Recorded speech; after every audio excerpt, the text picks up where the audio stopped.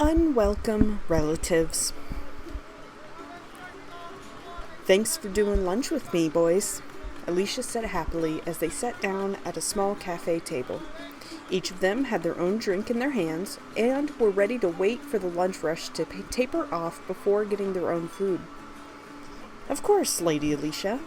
Baelyn smiled warmly as he flopped into his chair and watched his two packmates, Mokota and Say, take their seats. RSA sat between Bay and Moki, as far from Alicia as possible, with his eyes low and his cheeks a faint blush color. The eldest pack member rolled his eyes, slightly shook his head, at the nervous young man that was once his apprentice. He couldn't believe he wasn't over being tongue-tied yet. Mokota was quite the opposite. He chatted occasionally, bubbly and excited, while fiddling with just about anything he could get his hands on, which was currently a straw and a toothpick. "I don't understand why you don't ask," Alicia said, making Baelyn look at her, confused since he had missed the beginning of her and Moki's conversation. His gaze shifted to Moki, who was also staring at him, then back at Alicia. "Ask me what?" He glanced to and from each of them again, waiting for a response. "May I go out and check the booths just across the way?" Mokota asked with a large smile. His eyes were bright and pleading, which only made Bay sigh and smile. "Of course, Moki," Baelyn responded simply with a nod. Mokota about jumped out of his chair. "But watch us through the window. We will wave you down when it's time to get food." Mokota nodded as Baelyn gave him his instructions. The copper-haired Vargan then held up a finger, making the youngster pause and sigh. "Here." Bay reached into his pocket and handed Moki a few coins.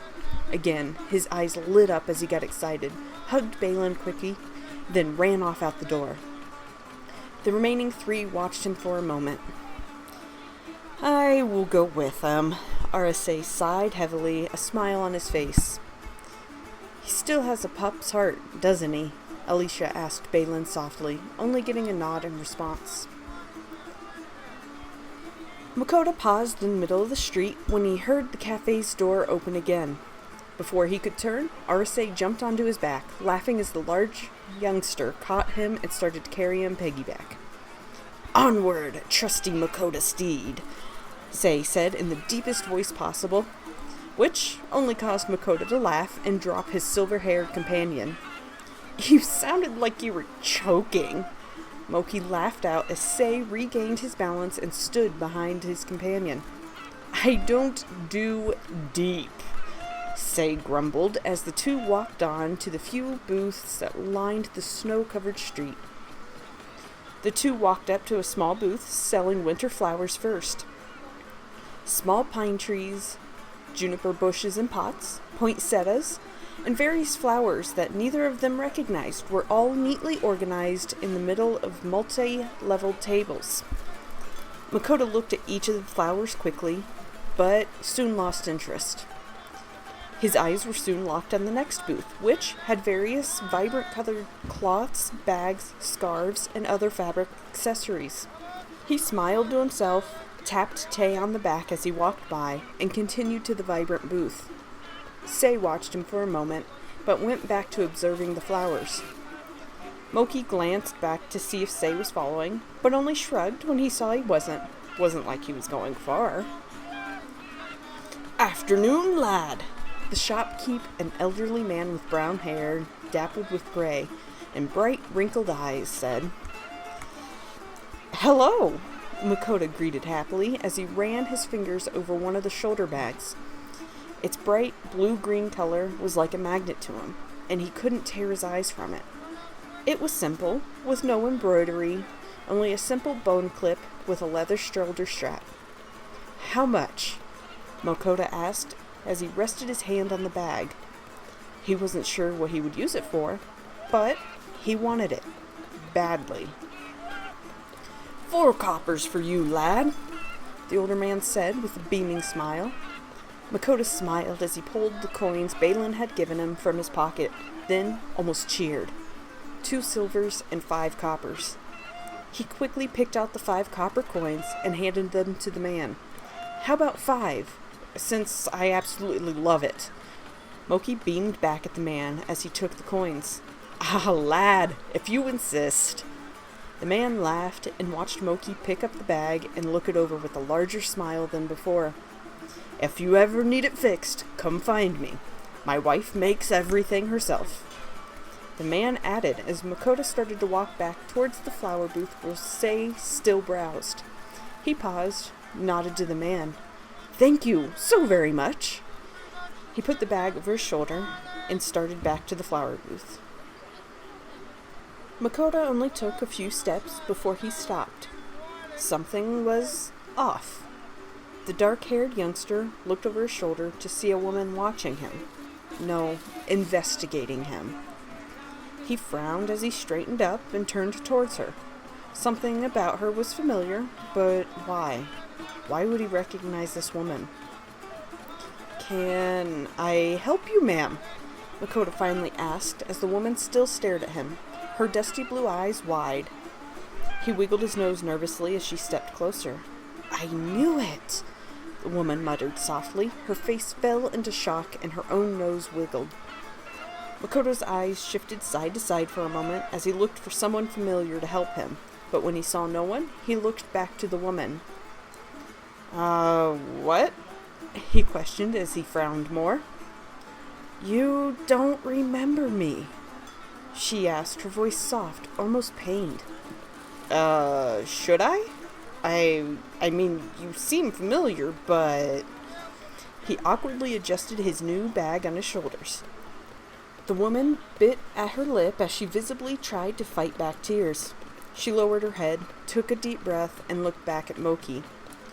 About 12 years ago, your father stole you from me and fled our homeland. Makoto's brows furrowed as he laughed awkwardly.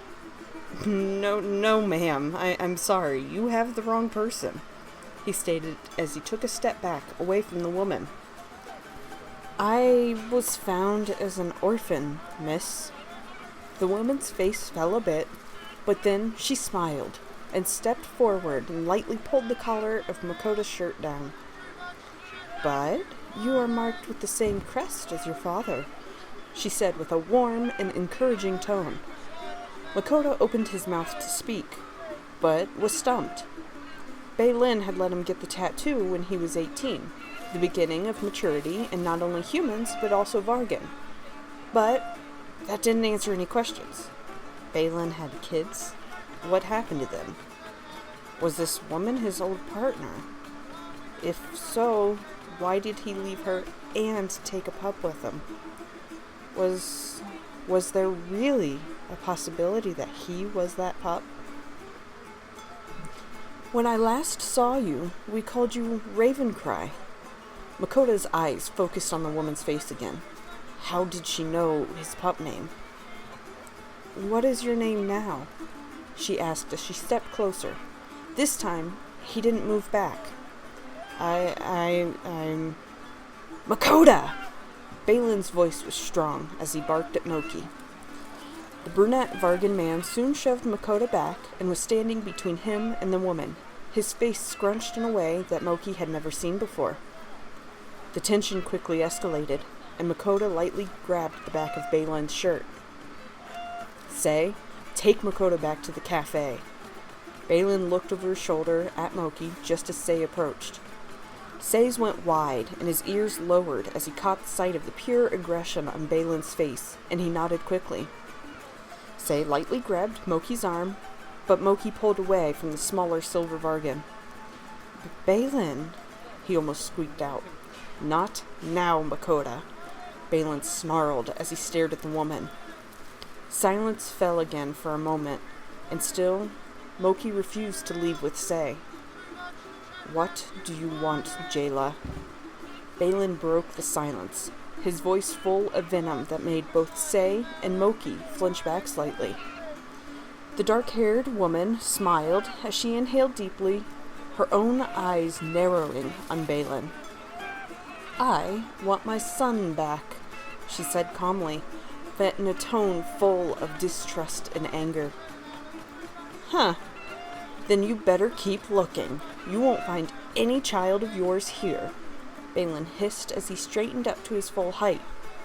The woman chuckled softly, but her face softened as she looked past Bae and at Mokota. "Mokota, at least he gave you a noble name," she said with a croon.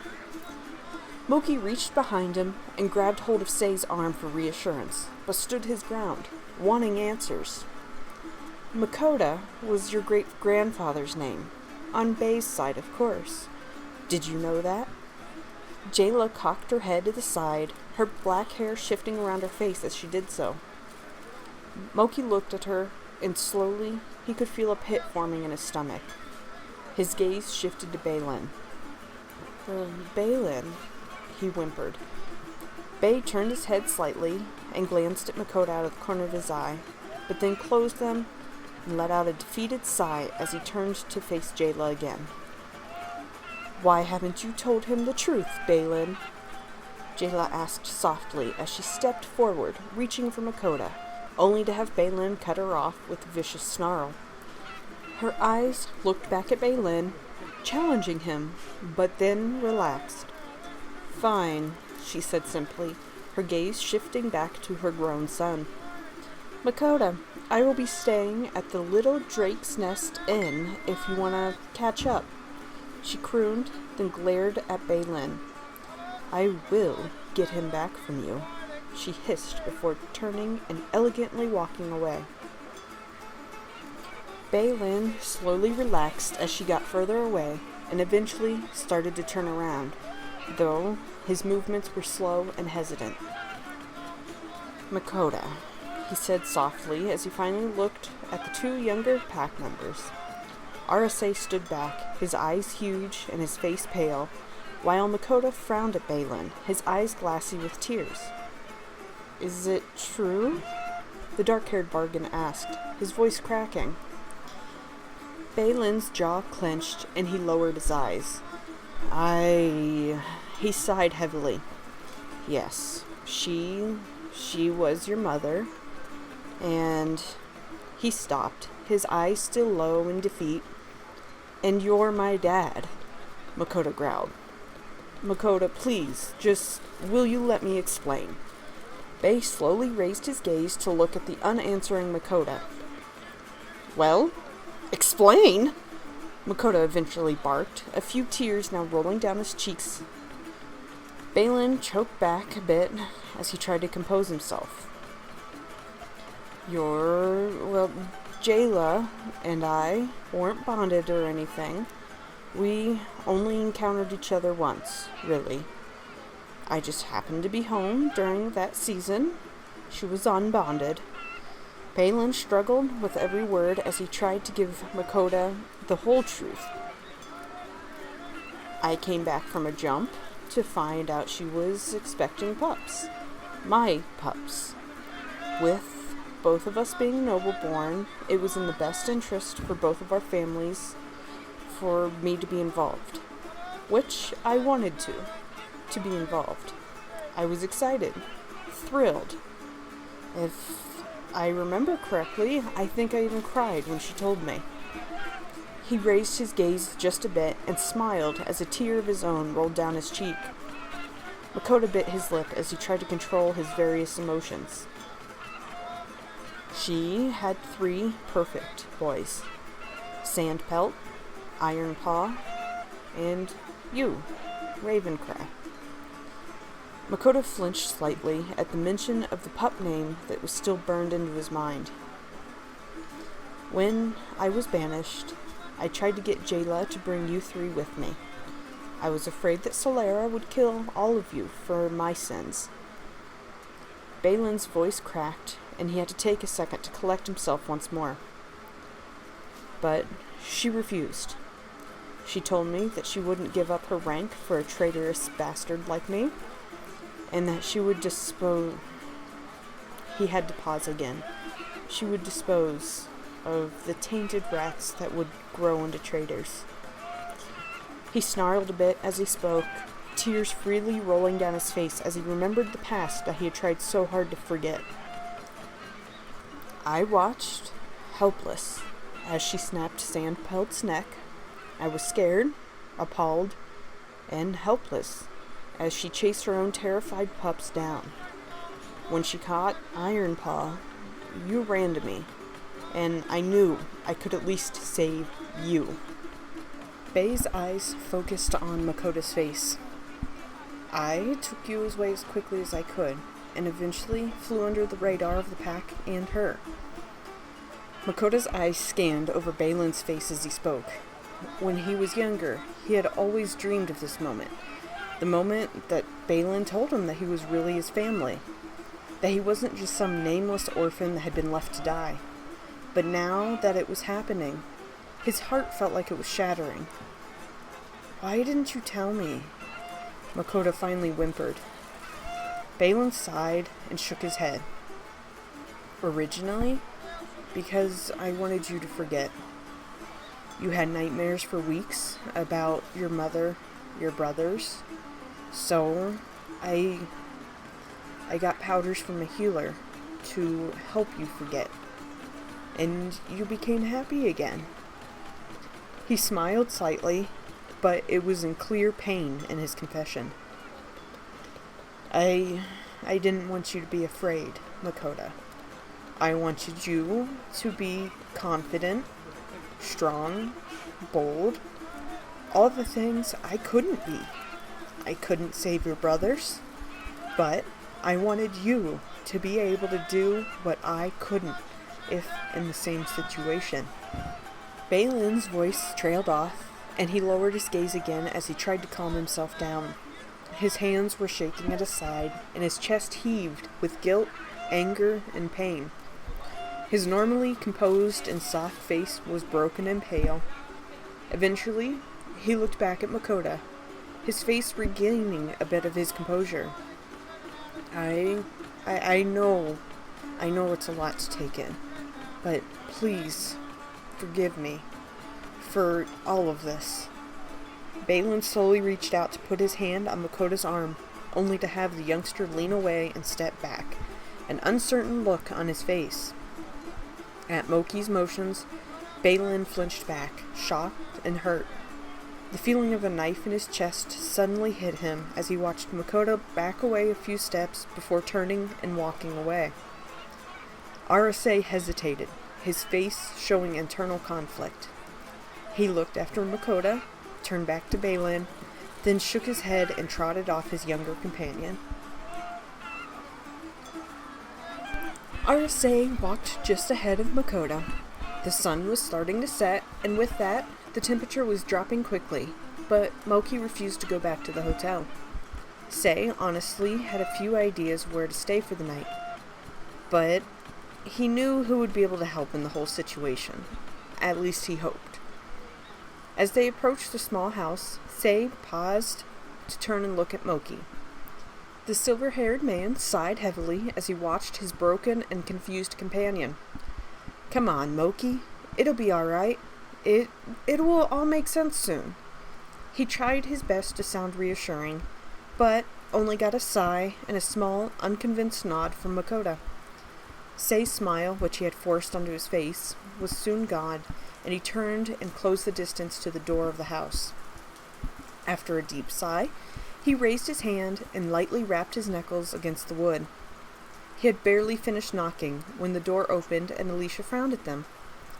"I thought I saw you two walking this way," she muttered softly as she stepped aside and motioned for them to enter. "Come on, it's too cold out there." Her voice was strong as the two young men walked by her and started to slowly make their way to the one room they knew, her living room. Say made his way to stand in front of the fireplace, warming his backside with the flames that danced in its home. Mokota almost flopped in the middle of the floor and let out a massive sigh that contained a bit of a groan. It was a few minutes before Alicia made an appearance again, but when she did, she walked in with a couple plates of food. "It's just leftovers, but it's warm and good," she said in a motherly tone as she handed one to Say, who bowed his head with rosy cheeks, then to Mokota. Mokota shook his head and refused to take the plate from her. The young woman smiled and sat herself next to Moki, the plate of his food in her lap. "Talk to me, Mokota," she said as she put her arm around his back and her other hand on his leg. Mokota turned his head away from her, trying his hardest to ignore her. She only kept smiling as she leaned into him more and, with her hand that was on his leg, shifted the plate of food into his lap. "You know, I thought Baelyn's story of finding you was... well, it didn't add up to me." Her voice held a warm croon as she stretched out her legs in front of her. "So, I started to think it was a cover story." Makota's head turned towards her partially. Why cover it up? What harm is there in the truth? The youngster growled. Alicia's head cocked to the side as she pulled herself around to sit cross-legged in front of him. A scowl was plastered to his face, and his eyes were dark, but he watched her with a slight eagerness to hear what she had to say. "It gave you a chance to grow and forget," she started. Gently, she reached forward and grabbed one of Makota's hands. "Do me a favor and just think. Think about if you had grown up knowing that you were the son of someone considered a traitor, that you were being raised by a traitor. To have the visions of your brothers being slaughtered by the fangs of someone you trusted. To know that you were on the run and that you could be ambushed at any moment and killed. To grow up wondering, dreaming about being a noble that you were supposed to be. How do you think you would be if you had to live with all of that?" Mokota opened his mouth, then frowned more, and looked down as he closed his mouth. "Well?" Alicia questioned, trying to pull an answer from him, trying to get him to think. I don't know. I probably would have been scared a lot.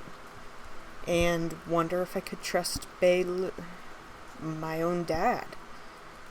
If I could trust anyone, since I saw my mother kill my brothers. I would be angry because I wasn't normal. I would probably feel like something was stolen from me." He raised his gaze back to Alicia, his scowl gone, and now replaced with pain that came with understanding. "And? Do you have any of that?" Alicia asked before Moki could get lost in his own thoughts again.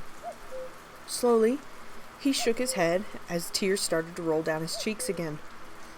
"No, I have always felt safe and warm. I have never questioned the safety of myself or the others. I have never questioned any of it, if any of my brothers would hurt me. And I have always felt like I have more than most. That I have more reasons to get up in the morning than almost everyone I have met." His voice cracked softly. From the other side of the room, RSA put his plate down on one of the end tables and quietly walked over to Mokota, only to sit behind him and wrap his arms around the youngster's chest and rest his cheek on his back. Alicia's gaze shifted slightly to look at Say, and she smiled a bit more before returning her gaze to Moki. "That, Mokota dear, is why Baelyn didn't tell you." She reached forward and pushed Moki's bangs out of his face as he sniffled, smiled, and let tears freely roll down his face. He moved his still untouched plate of food to the floor next to where he sat and wiped one sleeve over his eyes. Alicia smiled and rested a hand on his cheek. "I promise, Baelyn never wanted you to hurt or to betray you in any way. He just wanted to save you." Mokota laughed through his tears and grabbed Allie. Alicia's eyes widened in shock for a split second, but she soon laughed as she was pulled closer to Mokota and he buried his face into her shoulder. She put her hand behind his head and pet him softly as he rested his cheek on him. The next morning found the two Bachelor Pack boys up early and cleaning up their bedding from Alicia's living room. By the time Allie made her way from her room, the two sat on the couch, playing a word game against each other as they waited for her to get up. Good morning, Miss Alicia, Mokota said as he leaned backwards over the couch. Alicia stood behind the couch, watching him, a bit of shock on her face. It took her a moment, but she eventually smiled and ran her hand over Makota's hair. Feeling better today, love? She questioned as she walked to the living room window and pulled the curtains open to assess what it was like outside. Light soon flooded into the room, making both of the boys flinch slightly, but then peer out from behind her. Snow fell lightly, but it was otherwise bright and lively outside. Even from their place, they could see people making their ways towards the market, despite the cold and the light snow flurry. I think so, Mokota finally answered as he stood and walked closer to get a better look out the window. Alicia stepped away and looked at Say, who quickly lowered his eyes and smiled slightly. Good job taking care of your baby brother, she crooned as she walked to him and let her hand trail across his arm as she walked by. Let me finish getting ready, and we can go find Bae so you two can make up, Alicia called as she walked down the hall again. Mokota turned to look after her, then shifted his gaze to the red-faced RSA. The young man instantly started laughing as he walked over and lightly poked Say's chest. Boy, she really knows how to ruffle your feathers, he said through his giggling. Say swatted Moki's hand away. Stop it. No, she doesn't, he grumbled as he stepped away from Mokota. Moki laughed, but walked back to the window. His mind was still racing, messy and muddy with emotions and thoughts. Things that he once thought were dreams were now rising up as he questioned if they were old memories, an old nightmare, or a memory. His gold blue eyes went out of focus as he tried to grasp on what was truth and what wasn't, but it wasn't working. Just when he started to pick a thought apart, it would tangle itself in another, complicating it even more. How would he ever be able to know what was real? Would it even matter? He frowned as his eyes focused again. From down the road, a figure walked slowly. The stature, how the person carried themselves, was familiar. Suddenly, Moki pushed off the windowsill and almost ran down the hall to the front door, leaving Say watching him with a look of startled confusion.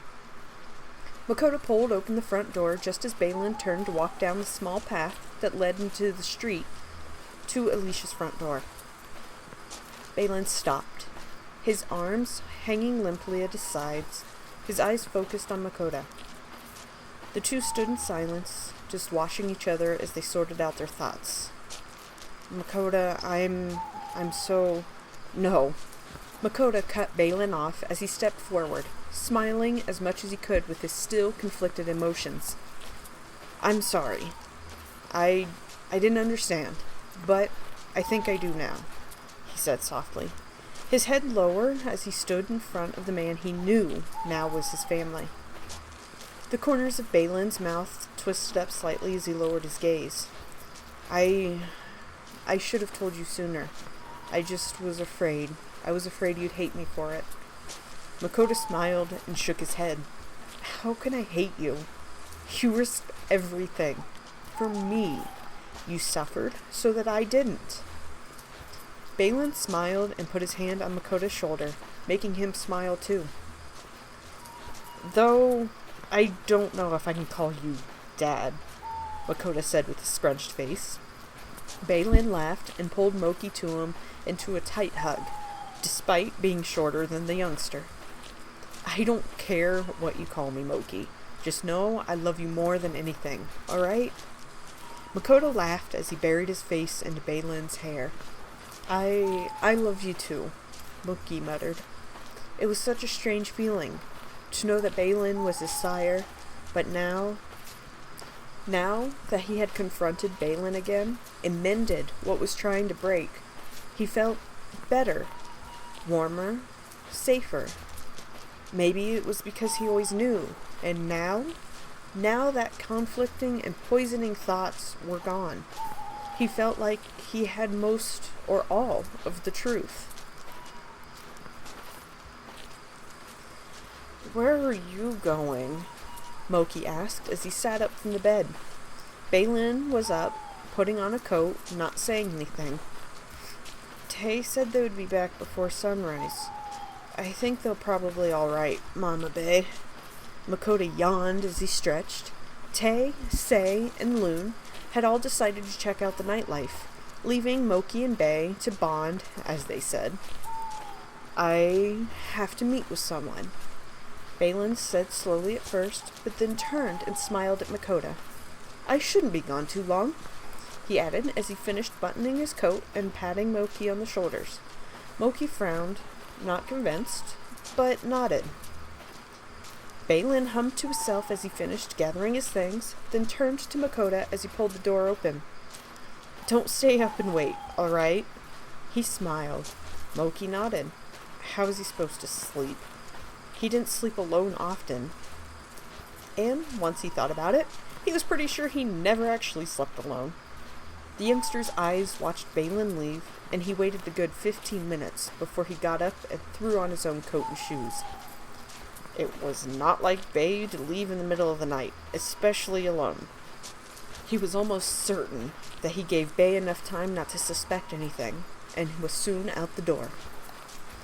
The moment he got onto the street, he shifted and started to sniff the air. It did not take him long to pick out the familiar scent of Baelyn. Soon, he was on the trail. His feet carried him quickly, even as the trail veered off into the trees and away from town. This isn't right. What is he doing?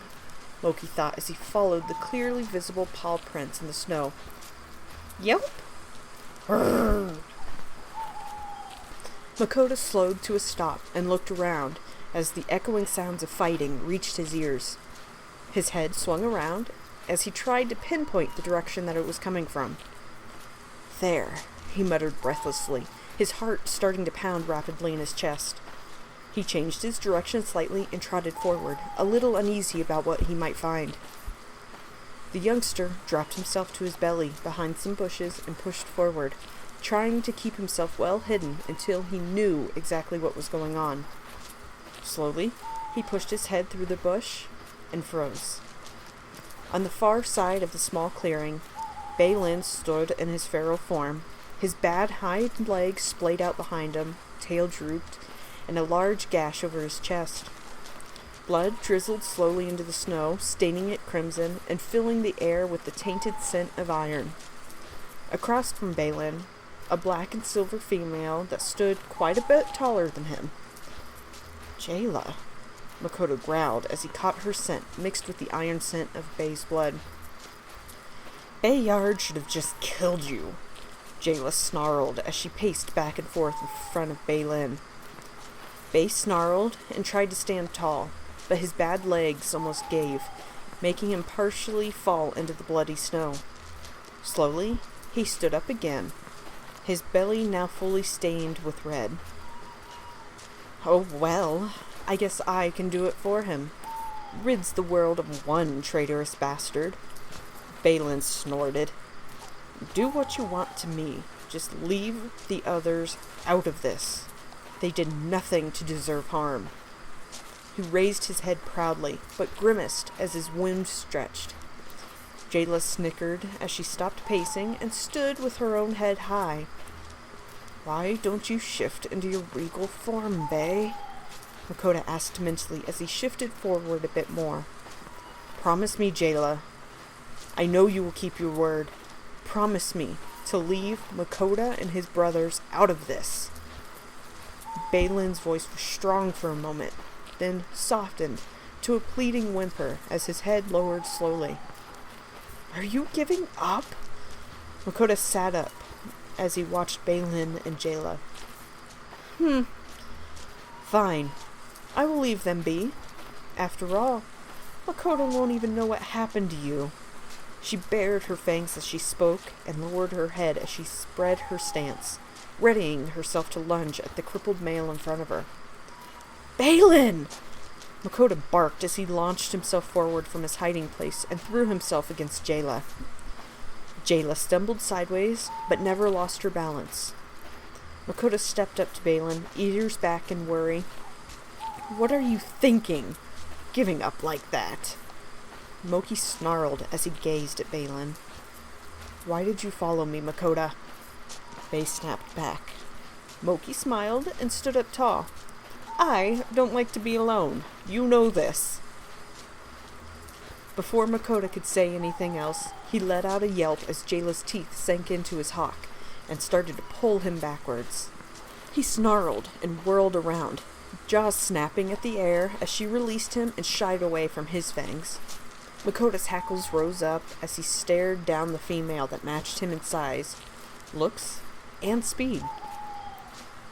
This is my mother. What am I doing? He questioned. No, she's no mother of mine. I have Mama Baelyn. That's all the blood family I need. He let out a loud snarl as he snapped his jaws a few times, challenging Jayla. Baelyn had spent the last 19 years protecting him. Now, it was his turn. Jayla's snarl twisted into a smile, and her eyes widened with what could only be insanity. There was no more hesitation from the female. She launched herself at Mokota, and the two of them met with an echoing thud as their chests hit. Teeth flashed as they both attempted to get grips on the scruff of the other's throat, and claws raked through each other's coats as they tried to push off the other. Baelyn started to panic. This wasn't how this was supposed to go. Why did Mokota follow him? He let out a snarl of pain as he pushed himself forward towards the fighting pair, then lunged at Jayla's legs, letting his own teeth sink into her thigh. The female freed herself from Mokota and wheeled on Baelyn. In a flash, she twisted herself and sank her own teeth into Baelyn's neck from the side, her bottom jaw squeezing up against his trachea.